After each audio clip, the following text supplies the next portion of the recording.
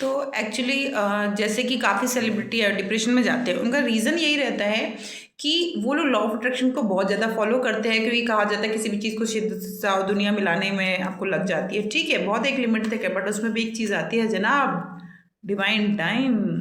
Divine time, आपकी कर्मा, आपका character, ये चीज़ें बिल्ड करती हैं ऑरा को। ये चीज़ें बिल्ड करती हैं ऑरा को। और उस एक लड़की के लिए, एक सिंगल लड़की के लिए पूरा घर खिलाफ है।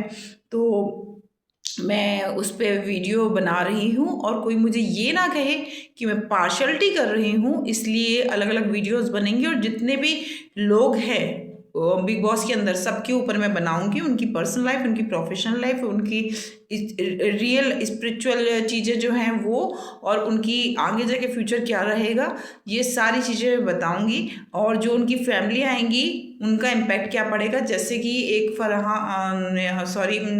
अमाल मलिक ने कहा था, तान्या के लिए गंदा खून। जनाब, जिसका अगर गंदा खून होता है ना, फैमिली कल्चर दिख जाता है ना। तो ये चीज़ एक्चुअली कहीं ना कहीं चीज़ें ऐसी जा रही हैं।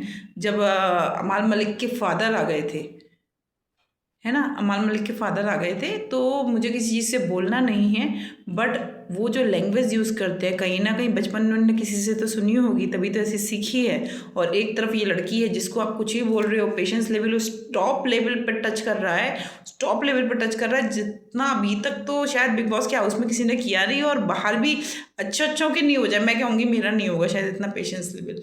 तो स्पिरिचुअलिटी में वो बहुत बड़े लेवल पे है, और उसका ऑरा का प्रमाण ये है कि पूरी दुनिया रिफ्लेक्ट उसके आसपास घूम रही है, इर्द गिर्द घूम रही है।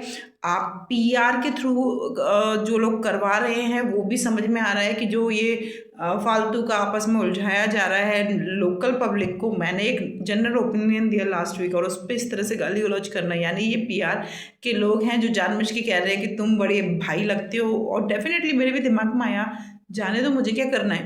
बट देन आई फील कि I have also YouTube channel, someone comment, कोई नेगेटिव कमेंट्स करेगा या कोई मुझे अगर सपोर्ट करेगा, और वो इस पर नेगेटिव कमेंट्स करता है, तो डेफिनेटली उस इंसान को कुछ पेमेंट तो हो रहा होगा ना।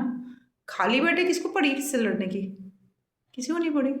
तो मैं इसने इसलिए कहा, मैं जेन्युइन व्यू दूंगी, रिव्यू करूंगी, अपना बताऊंगी, और यहाँ सामने शफल करूंगी कार्ड्स। तो हम देख लेते हैं पहले तान्या का, and then one by one cover करेंगे जितने भी लोग हैं अभी तक के सभी को। तो पहले देख लेते हैं तान्या जो कर रही है वो एक्चुअल में जो मुझे फील हुआ विदाउट कार्ड लेके, वो स्पिरिचुअल हैं। देखिए,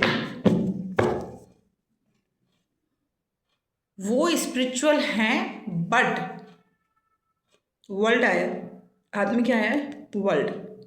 यस, बैकग्राउंड में उनकी थिंकिंग मटेरियलिस्टिक चीज़ों को भी अचीव करने की है। यहाँ मैं क्लियर कर दूँ, वो स्पिरिचुअल हैं,